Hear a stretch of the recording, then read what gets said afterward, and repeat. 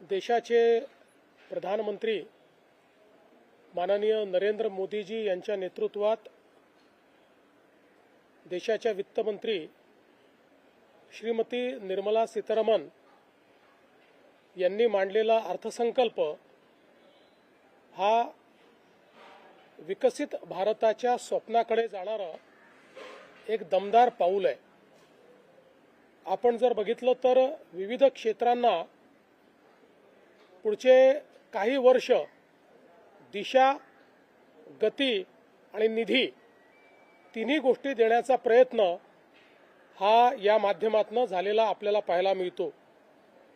विशेषतः वाढतं शहरीकरण जे महाराष्ट्रासारख्या राज्याकरता एक मोठा चॅलेंज आहे, त्याला नियोजनबद्ध करण्याकरता पहिल्यांदाच 5 लाख लोकसंख्येच्या वरच्या सगळ्या शहरांचा एकात्मिक विचार हा या अर्थसंकल्पाने केलेला आहे, ज्याचा मोठा फायदा हा महाराष्ट्रासारख्या आपल्या राज्याला होईल। विशेषतः उद्योग क्षेत्रामध्ये मोठ्या प्रमाणात गुंतवणूक आणि रोजगार निर्मिती हे ध्येय या अर्थसंकल्पाचं दिसतं आहे आणि 7 वेगवेगळ्या प्रायोरिटी क्षेत्रामध्ये प्रचंड मोठ्या प्रमाणात औद्योगिक सवलती देऊन गुंतवणुकीला चालना मिळणार आहे, ज्याचा फायदा पुन्हा मॅन्युफॅक्चरिंगचं एक कॅपिटल असलेल्या महाराष्ट्राला मोठ्या प्रमाणात मिळेल आणि फ्रंटियर टेक्नॉलॉजीजमध्ये खूप मोठ्या प्रमाणात गुंतवणूक आणि रोजगार निर्मिती हे आपण करू शकू, हे देखील या ठिकाणी आपल्याला पाहायला मिळतंय। पायाभूत सुविधा क्षेत्रामध्ये 12 लाख कोटी रुपयाची गुंतवणूक केंद्र सरकार यावर्षी करणार आहे। एक प्रकारे आपण जर विचार केला तर 10 वर्षापूर्वी वर्षाला 1 लाख कोटीची गुंतवणूक आपण करायचो, त्यावरनं एकाच वर्षात 12 लाख कोटी रुपयाची गुंतवणूक हा एक मला असं वाटतं अत्यंत महत्त्वाचा मुद्दा याच्यामध्ये आपल्याला पाहता येईल। विशेषतः शेती, पशुपालन, मत्स्य व्यवसाय आणि सिंचन या 4 क्षेत्रांकरता अतिशय भरीव तरतुदी आणि योजना आणि त्याच्यामध्ये गुंतवणूक होईल आणि त्याच्यात व्हॅल्यू ॲडिशन होईल, या दृष्टीनं एक चांगला प्लॅन या अर्थसंकल्पाच्या माध्यमातून या ठिकाणी निर्मलाजींनी घोषित केलेला आहे। महिलांकरता विशेषतः लखपती दीदीची जी यशस्वीता आहे ती पाहता आता मोठ्या प्रमाणात आमच्या या सगळ्या बचत गटांकरता मार्केट प्लेस तयार करण्याची एक मोठी योजना याच्यामध्ये आलेली आहे। विमेन लेड अशा पद्धतीनं म्हणजे ज्याचं नेतृत्व महिला करतात अशा पद्धतीच्या औद्योगिक इकोसिस्टीम तयार करण्याच्या संदर्भात एक मोठी व्यवस्था या ठिकाणी तयार झाली आहे। त्यामुळे अर्थव्यवस्थेमध्ये महिलांचा सहभाग हा मोठ्या प्रमाणात या अर्थसंकल्पाच्या माध्यमातून वाढवण्याचं काम होणार आहे आणि त्यासोबत शिक्षणाच्या क्षेत्रातल्या वेगवेगळ्या गुंतवणूक करत असताना प्रत्येक जिल्ह्यामध्ये महिलांकरता हॉस्टेल ही योजना देखील या ठिकाणी घोषित करण्यात आलेली आहे। आपले आरोग्य व्यवस्था बळकट करण्याकरता प्रत्येक जिल्ह्याच्या रुग्णालयामध्ये त्या ठिकाणी कॅज्युअल्टी आणि ट्रॉमा सेंटर हे तयार करण्यात येणार आहे। यामुळे विशेषतः जे ग्रामीण आणि गरीब अशा प्रकारची आपली जी लोकसंख्या आहे त्यांच्याकरता खूप मोठ्या प्रमाणात ही व्यवस्था या ठिकाणी तयार होईल आणि त्यातनं मोठा फायदा आपल्याला होईल। अनेक योजना ज्या या ठिकाणी करण्यात आल्या त्यामध्ये विशेषतः ग्रोथ हब्स, या प्रत्येक ग्रोथ हबला 5 वर्षामध्ये 5000 कोटी रुपये प्रत्येकी देण्याचा एक कार्यक्रम हा आखण्यात आलेला आहे। याचा फायदा महाराष्ट्राला होईल, कारण आपण MMR growth hub, Pune growth hub आणि नागपूर ग्रोथ हब असे 3 ग्रोथ हब आता आपल्या नीती आयोगाच्या माध्यमातून आपण तयार केलेले आहेत. त्यामुळे आपल्याला त्याचा एक मोठा फायदा हा या ठिकाणी निश्चितपणे होईल. यासोबत विशेषतः आपल्याला कल्पना आहे की काही कॉरिडॉर्स हे घोषित करण्यात आलेले आहेत उद्योगाच्या बाबतीत. त्यामध्ये महाराष्ट्राला मोठ्या प्रमाणात त्याचा फायदा हा होऊ शकेल, कारण ती इकोसिस्टीम ऑलरेडी आपल्याकडे आहे. त्यामुळे चॅलेंज मोडमध्ये पहिल्यांदा आपण त्या ठिकाणी जाऊन त्याचा फायदा घेऊ शकू. अनेक वर्षाची जी मागणी होती मुंबई पुणे हायस्पीड कॉरिडॉर, त्याची घोषणा झाली आहे. पुणे हैदराबाद हायस्पीड कॉरिडॉरमुळे संपूर्ण पश्चिम महाराष्ट्राचं जे क्षेत्र आहे त्याला त्याचा एक मोठा फायदा आणि मराठवाड्याच्या क्षेत्राला देखील त्याचा एक फायदा होईल. अशा प्रकारचा एक हायस्पीड कॉरिडॉर हा होतोय. यासोबत आपण जर एकूण सगळ्या तरतुदी बघितल्या, आता अजून फाईन प्रिंट माझ्या हाती यायचं आहे, पण नेहमी पहिली टीका ही करून टाकतात विरोधक, महाराष्ट्राला काही मिळालं नाही म्हणून. पहिल्या ग्लिम्प्समध्ये महाराष्ट्राला काय मिळालं आहे ते मी आपल्याला या ठिकाणी सांगणार आहे. यापेक्षा अजून अनेक गोष्टी नवीन जास्तीच्या, जसं फाईन प्रिंट पूर्ण मी वाचू शकेन, कारण आता रेल्वेच्याही बजेटमधल्या सगळ्या गोष्टी माझ्यापर्यंत अजून आलेल्या नाही आहेत. मागच्या वर्षी तर रेल्वेतच 23,000 कोटी आपल्याला मिळाले होते. सगळ्यात महत्त्वाचं, डिव्होल्युशन ऑफ टॅक्सेसमध्ये नवीन आपल्याला जी काही त्यांनी फॉर्म्युला दिलेला आहे त्यात महाराष्ट्राला फायदा झालेला आहे. आणि आता डिव्होल्युशनमध्ये आपण मागच्या वेळेसपेक्षा वाढून 6.44% गेलेलो असल्यामुळे आपल्याला यावर्षी 98,306 कोटी रुपये केंद्र सरकारकडून मिळतील. 98,306 कोटी, जे आपण जर विचार केला तर मागील वर्षी जे आपल्याला मिळत होते त्यापेक्षा भरीव जास्त आहेत. किमान माझा अंदाज असा आहे, मी एक्झॅक्ट अंदाज आता नाही काढला, पण 15,000 ते 20,000 कोटी रुपये आपल्याला या डिव्होल्युशन ऑफ टॅक्सेसमध्ये या बजेटमध्ये जास्तीचे मिळणार आहेत. ही एक महाराष्ट्राकरता, आणि हे दरवर्षी वाढत जाणार आहेत, कारण आपलं पर्सेंटेज वाढल्यामुळे डिव्होल्युशनचा जो पूल आहे त्या पूलमध्ये दरवर्षी जी काही राईज होते ती राईज पर्सेंटेजने आपल्याशी शेअर होणार असल्यामुळे आपला मूळ पर्सेंटेज वाढल्यामुळे दरवर्षी वाढीव पद्धतीनं आपल्याला हा निधी मिळणार आहे. यावर्षी 98,000 कोटी, 98,306 म्हणजे जवळपास 1,00,000 कोटी रुपये हे केंद्र सरकारकडून मिळणार आहे.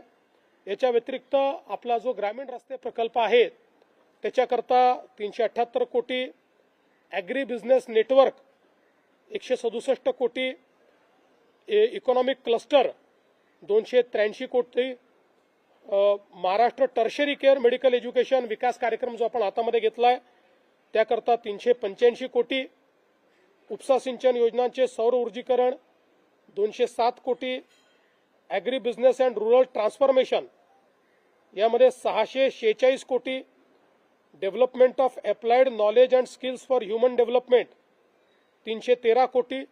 मी थेट तिथनं काढले असल्यामुळे इंग्रजी नाव आहेत, त्याची मराठी नावं नंतर आपल्याला देतो मी.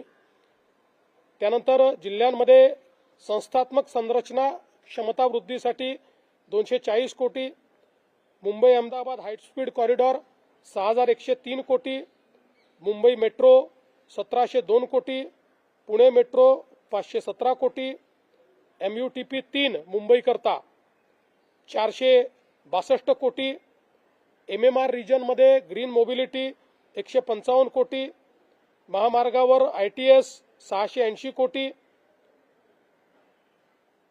असे वेगवेगळे हे प्रकल्प आहेत. म्हणजे अगदी आपण मुंबई पुण्यातल्याही प्रकल्पांचा विचार केला तरी आत्तापर्यंत जे बघितलेले आहेत त्यात 12,500 कोटी रुपये हे या ठिकाणी मिळालेले आहेत. इतर महाराष्ट्रातले देखील मी सांगितलेले आहेत, आणि अजून बजेटची फाईन प्रिंट ही आपण त्या ठिकाणी बघतो. त्यामुळे एकीकडे महाराष्ट्राला डिव्होल्युशन ऑफ टॅक्सेसमधनं 1,00,000 कोटी रुपये आणि वेगवेगळ्या योजनांवर देखील मोठ्या प्रमाणात निधी हा महाराष्ट्राला या अर्थसंकल्पातनं मिळालेला आहे. एकूणच जर आपण अर्थसंकल्प बघितला तर आपण जी काही तिसऱ्या अर्थव्यवस्थेकडे वेगवान वाटचाल करतो त्याचं प्रतिबिंब या अर्थसंकल्पात आपल्याला पाहायला मिळतंय 7% ग्रोथ रेट, जगामध्ये सर्वाधिक वेगाने विकसित होणारी अर्थव्यवस्था पुन्हा एकदा भारत प्रस्थापित झालेला आहे 7% ग्रोथ रेटमुळे। आणि हे सगळं करत असताना वित्तीय तूट ही 4.5% आत आणण्यात पुन्हा एकदा अर्थमंत्र्यांना यश मिळालेलं आहे।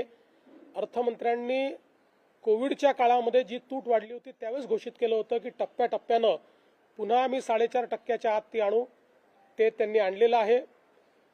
डेट जीडीपी रेशिओ हा एक महत्त्वाचा निकष आहे, त्याच्यामध्ये देखील मोठ्या प्रमाणात सुधारणा झालेली आहे आणि 50%कडे त्याची जी वाटचाल आहे ती सुरू झालेली आहे। जो एखाद्या अतिशय साऊंड अर्थव्यवस्थेचा भाग असतो त्या पद्धतीनं आर्थिक निकषांवरही अतिशय चांगल्या पद्धतीनं हा अर्थसंकल्प या ठिकाणी सादर करण्यात आलेला आहे।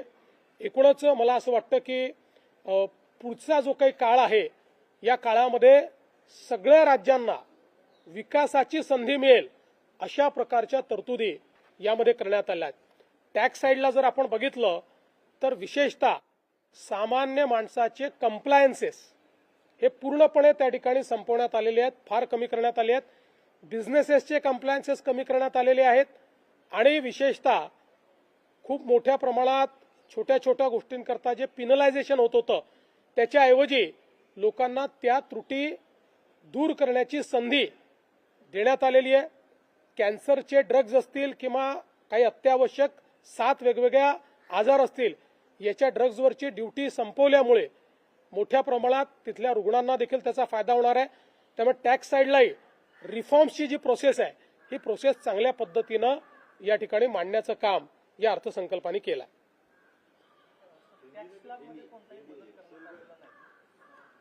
दरवर्षी टॅक्स स्लॅबमध्ये बदल करणं हे अपेक्षित नाही। आपण जर या ठिकाणी बघितलं तर टॅक्स स्लॅबमध्ये 14 ते 25 या कालावधीमध्ये अभूतपूर्व बदल झालेला आहे आणि तो दरवर्षी करणं योग्य नाही। आता यावर्षी रॅशनलायझेशन करणं याच्यावर जास्त भर दिलेला आहे। लोकांना अजून टॅक्समध्ये सवलत मिळावी असं वाटतं, ते वाटणं साहजिक आहे, पण मागच्याच बजेटमध्ये इतकी भरीव अशा पद्धतीनं टॅक्सची सवलत दिलेली आहे, आता ती रॅशनलाइज करण्याचा प्रयत्न करण्यात आला आहे। याचा परिणाम आपल्या राज्याच्या अर्थसंकल्पावरती पाहायला मिळेल का? 100% मिळेल, कारण आता आपण अर्थसंकल्प केंद्रानंतर याकरता सादर करतो की तो अधिक रिअलिस्टिक व्हावा। जसं मी सांगितलं की टॅक्स डेव्होल्युशनमध्ये आता यावर्षीपासून आपला वाटा वाढला, त्यामुळे आता आपल्यालाही आपलं बजेट करताना त्याचं लिव्हरेज घेता येईल।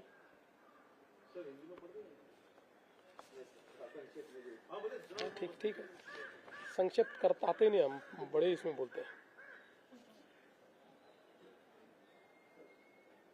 आज प्रधानमंत्री श्री नरेंद्र मोदी जी के नेतृत्व में जो देश की वित्त मंत्री निर्मला सीतारमण जी ने बजट हमारे सामने रखा है, विकसित भारत की ओर जाने वाला एक मजबूत कदम इस रूप में हम इसको देखते हैं। विशेष रूप से भारत को तीसरी सबसे बड़ी अर्थव्यवस्था बनाने के लिए एक बहुत मजबूत रोड मैप, उसका एक कालावधि और उसके लिए जो पैसे की आवश्यकता है उस प्रकार की प्रोविजंस इस बजट के माध्यम से हमको दिखाई पड़ती है। विशेष रूप से दुनिया में मैन्युफैक्चरिंग के क्षेत्र में जो अवसर हमको मिला है उस अवसर को प्राप्त करने वाला ये बजट है। 7 जो फ्रंटियर मैन्युफैक्चरिंग सेक्टर्स है उसमें भारत को प्रमुखता मिले, इस दृष्टि से इसको तैयार किया गया है। इसमें योजना तैयार की गई है जिससे निवेश भी बढ़ेगा और साथ साथ बड़े प्रमाण पर जॉब क्रिएशन भी होगा और हमारे युवाओं को इसका फायदा मिलेगा। विशेष रूप से खेती का क्षेत्र हो, पशुपालन का क्षेत्र हो, डेयरी का क्षेत्र हो या फिर फिशरीज का क्षेत्र हो, इन सारे क्षेत्रों में या सिंचाई का क्षेत्र हो, बहुत कारगर योजना तैयार की गई है बहुत जिसको हम कह सकते हैं भविष्य का विचार करते हुए योजना तैयार की गई है, जिससे ये क्षेत्र विस्तारित भी होगा और इस क्षेत्र को बड़ा फायदा भी मिलेगा। महिलाओं की ओर विशेष ध्यान इस बजट ने दिया हुआ है, जहां एक और जो हमारी लखपति दीदी का जो कार्यक्रम है वो बहुत यशस्विता के साथ हमारे देश में चल रहा है और महिलाएं देश के अर्थव्यवस्था में योगदान दे रही है। उस योगदान को बढ़ाने के लिए जिस प्रकार से उनको मार्केट प्लेस कार्यक्रम इसमें घोषित किया गया है, इससे बहुत विकेंद्रित पद्धति से महिलाओं को सक्षम बनाने का काम होगा और अर्थव्यवस्था में वे एक बहुत मीनिंगफुल कंट्रीब्यूशन दे पाएगी। हमारी महिलाओं को एक प्रकार से हर जिले में उनके लिए हॉस्टल तैयार करना, इस प्रकार की योजना भी इसमें दी गई है, जो बहुत महत्वपूर्ण है। हेल्थ सेक्टर में भी हर ग्रामीण रुग्णालय में, जिला रुग्णालय में वहां पर कैजुअलिटी और ट्रॉमा सेंटर खोलकर इस पूरी सिस्टम को मजबूत बनाने का काम ये केंद्र सरकार कर रहा है और विशेष रूप से 12 लाख करोड़ रुपए का निवेश ये जो हमारे जिसको हम पायाभूत कह सकते हैं, अधोसंरचना जिसको हम कहते हैं, उसमें कैपिटल एक्सपेंडिचर में ये जाएगा, जिसके कारण इंफ्रास्ट्रक्चर के क्षेत्र में बहुत बड़े पैमाने पर ये निवेश होने वाला है और देश को एक बड़ी गति मिलेगी। अगर हम कुल मिलाकर देखें तो विशेष रूप से डिवोल्यूशन ऑफ टैक्सेस में भी जो नया वित्त आयोग है उसने जो फॉर्मूला दिया था उस फॉर्मूले को पूरे तरीके से एक्सेप्ट किया गया है, जिससे राज्यों को फायदा होगा। अगर महाराष्ट्र का हम विचार करें तो महाराष्ट्र को डिवोल्यूशन ऑफ टैक्सेस में अभी 6.41% इतना डिवोल्यूशन मिलने वाला है, जिसके कारण इस वर्ष हमको 98,000 करोड़ रुपए मिलेंगे और हर साल ये पैसा बढ़ते जाएगा। तो मैं ऐसा मानता हूं महाराष्ट्र सहित सभी राज्यों के लिए बहुत महत्वपूर्ण है। विशेषतः जिन राज्यों में तेजी से शहरीकरण हो रहा है, ऐसे महाराष्ट्र जैसे राज्य को अलग अलग प्रकार की जो योजनाएं मिली है, 5 लाख की जनसंख्या से ऊपर के जो शहर है उनके लिए जो योजनाएं आई है, या ग्रोथ हब के लिए 5,000 करोड़ रुपया पर ग्रोथ हब अगले 5 सालों में देने की जो बात है, उसका महाराष्ट्र को फायदा होगा, क्योंकि एमएमआर, पीएमआर और नागपुर ऐसे 3 ग्रोथ हब ये महाराष्ट्र में चल रहे हैं। मुंबई से पूना ये जो एक हाई स्पीड ट्रेन की बहुत पिछले 10-15 सालों से मांग चल रही थी, इसको मंजूर किया गया है। पूना से हैदराबाद की भी जो मांग थी उसको भी पूरा किया गया है। और कुल मिलाकर सारे जो अलग अलग क्षेत्र है, इन क्षेत्रों को बहुत बड़े पैमाने पर दिशा देने का काम इस बजट ने किया है। मैं ऐसा मानता हूं कि इस बजट के कारण तीसरी बड़ी अर्थव्यवस्था और बाद में विकसित भारत, इन दोनों सपनों को हम पूरा कर पाएंगे।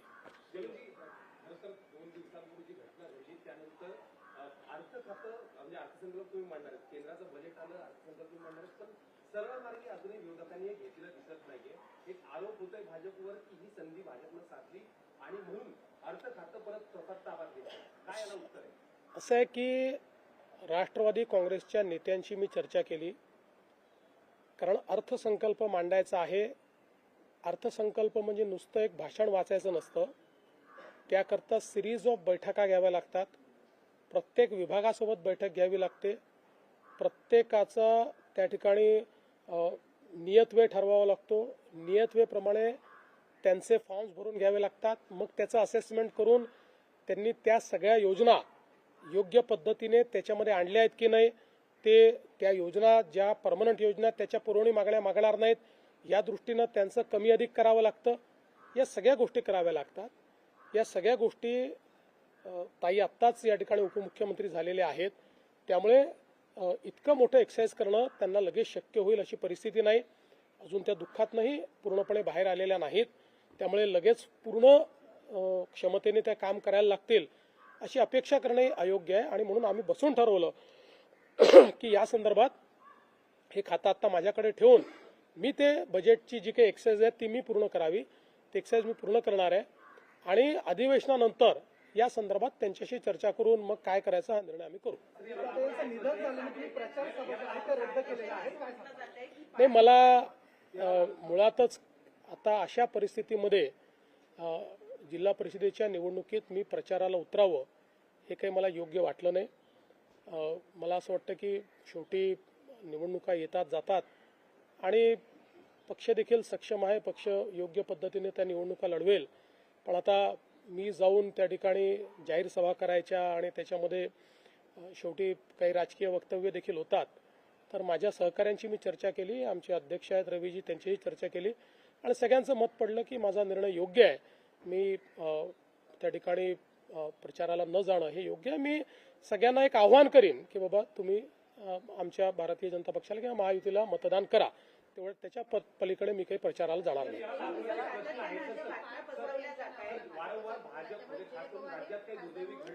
भाजपने कोणालाही विरोध केलेला नाही.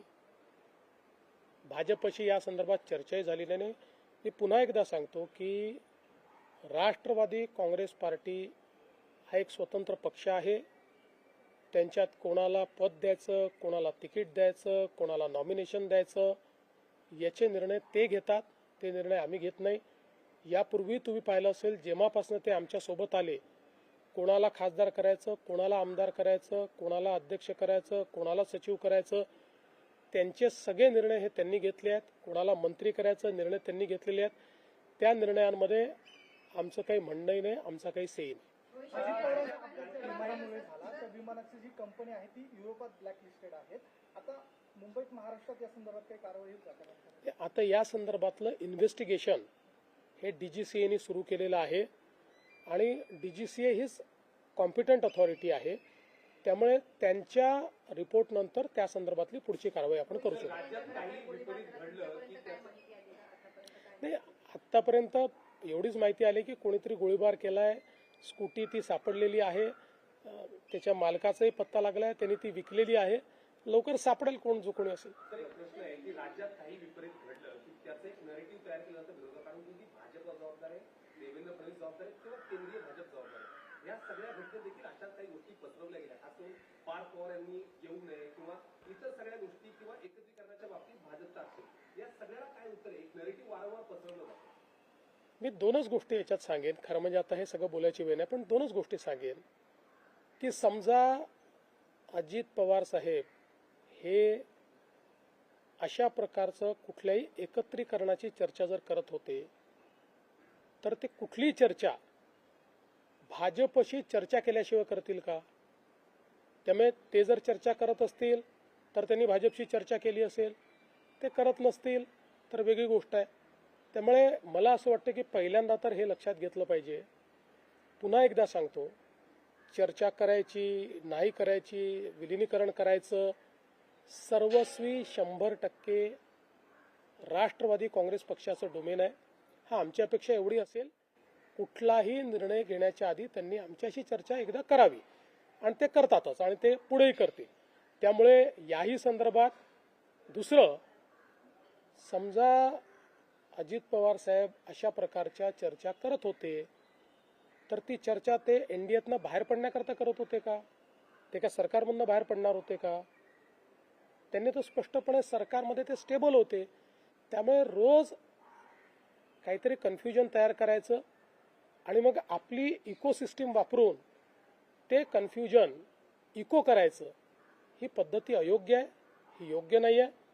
बघा, असं आहे, आत्ताच्या परिस्थितीत आम्हालाही राजकारण करायचं नाही, नाहीतर मी अनेक गोष्टी सांगू शकतो. काय घडलं आहे, काय घडतं आहे, मला सगळं दिसतं आहे, मी सगळ्या गोष्टींचा साक्षीदार आहे. आणि तुम्हाला सगळ्यांना माहिती आहे, माझे आणि अजितदादांचे जे संबंध होते त्यात जवळजवळ सगळ्या गोष्टी ते मला सांगायचे, माझ्याशी शेअर करायचे. त्यांचा दुर्दैवी मृत्यू झाला त्याच्या आदल्या दिवशी जवळपास 1 तासभर आम्ही दोघं गप्पा मारत बसलो होतो. त्यामुळे मला असं वाटतं की या बाबतीत शेवटी खालच्या स्तराचं राजकारण करणं योग्य नाही. त्यांच्या पक्षाने निर्णय घेतला. एक लक्षात ठेवा की आज 2 वेगवेगळे पक्ष झालेले आहेत. शरद पवार साहेबांचा पक्ष आहे, अजित पवार साहेबांचा पक्ष आहे. आता अजित पवार साहेबांच्या पक्षाने हा निर्णय घेतला की आमचं नेतृत्व हे सुनेत्राताईंनी करावं आणि त्यांनी हा निर्णय घेतला की सुनेत्राताईंनी नेतृत्व करण्याकरता शपथविधी करावा. त्यांनी सुनेत्राताईंना सांगितलं, सुनेत्राताईंनी त्या ठिकाणी तो शपथविधी केला. त्यामुळे हा निर्णय सर्वस्वी राष्ट्रवादी काँग्रेस पक्षाचा आहे. आमची पहिल्या दिवशीपासून एक भूमिका आहे की आमचे साथीदार कोण आहेत, तर राष्ट्रवादी काँग्रेस पक्ष, अजित पवार यांच्या नेतृत्वातला राष्ट्रवादी काँग्रेस पक्ष. त्यामुळे आमच्या साथीदारांनी जो निर्णय घेतला त्या निर्णयाच्या पाठीशी उभं राहणं ही आमची जबाबदारी आहे. ती जबाबदारी आम्ही कालही केली, आजही करू. जो शपथविधी झाला त्याच्यावरती बरीच टीका होती की घाईघाईत शपथविधी झाला किंवा राष्ट्रवादी पक्ष सुरक्षित ठेवण्यासाठी हा निर्णय घेण्यात आला. नक्की भीती कोणाची होती किंवा मग हा निर्णय नक्की का घ्यावा लागला? मला असं वाटतं की याचं जे उत्तर आहे ते उत्तर हे राष्ट्रवादी काँग्रेस पक्ष देईल, कारण हा निर्णय त्यांचा आहे. आणि शेवटी शपथविधी कधी करावा, काय करावं या संदर्भात तो पक्ष निर्णय घेत असतो. आता आपल्याला माहिती आहे की म्हणजे ज्यावेळी इंदिराजींची दुर्दैवी हत्या झाली, त्यांची म्हणजे अग्निसंस्काराच्या आधी त्यावेळेस काँग्रेस पक्षाने निर्णय घेतला की राजीवजींना प्रधानमंत्री केलं पाहिजे. त्यामुळे परिस्थितीनुसार त्या ठिकाणी ते पक्ष निर्णय घेत असतात. तशा पद्धतीचा निर्णय राष्ट्रवादी काँग्रेस पक्षाने घेतला. त्याच्यावर इतकी टीका जी काही केली जाते आहे, आणि ती सेक्शन ऑफ द सोसायटी, म्हणजे तुम्ही जर बघितलं तर टीका करणारे हँडल्स देखील जर आपण बघितले तर लक्षात येतं की टीका कुठल्या मानसिकतेतनं केली जाते. म्हणून मी म्हटलं की मला याच्या राजकारणात पडायची इच्छा नाही आहे, नाहीतर मी त्याच्यावर पूर्ण डिसायफर करून देऊ शकतो तुम्हाला. सर, दो सवाल हैं आपसे.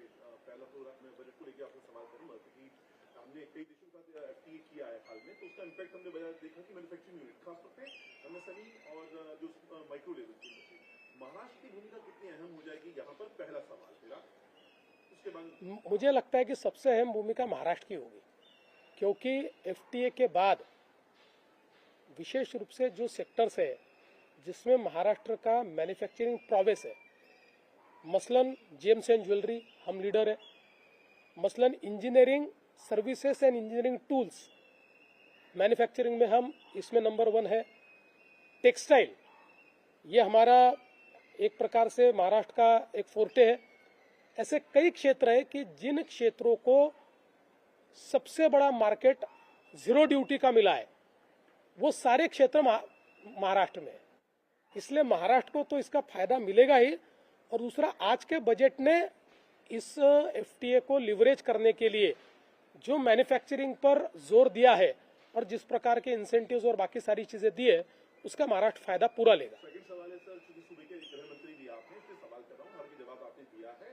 जो जिस अटैक के बारे में बात हो रही है, क्योंकि लॉरेंस बिश्नोई ने क्लेम कर दिया है उस चीज को लेकर, सेम वही मोडस ऑपरेंडी सलमान खान के केस में है और सेम इंडस्ट्री है, इसीलिए सवाल आपसे. देखिए, अभी तक जो जानकारी है उसमें इस प्रकार की दीवार पर कुछ गोलियां चलाई गई. जिस स्कूटी से वो भागा वो स्कूटी मिली है, उसका मालिक पता चला है, मालिक ने किसी को बेचा है, इन्वेस्टिगेशन चल रहा है. ये ऐसे लोग पकड़े जाएंगे, वो कोई बड़े लोग नहीं है.